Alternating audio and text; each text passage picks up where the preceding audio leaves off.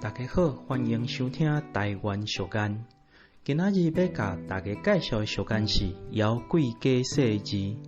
伊的意思是讲，有一个人明明腹肚足枵的，你摕好料的去问伊，想要食物件无？伊若流喙烂，若回答你讲，伊袂枵，伊无想要食物件。简单来讲，就是喙讲的甲心内所想的是无共款的。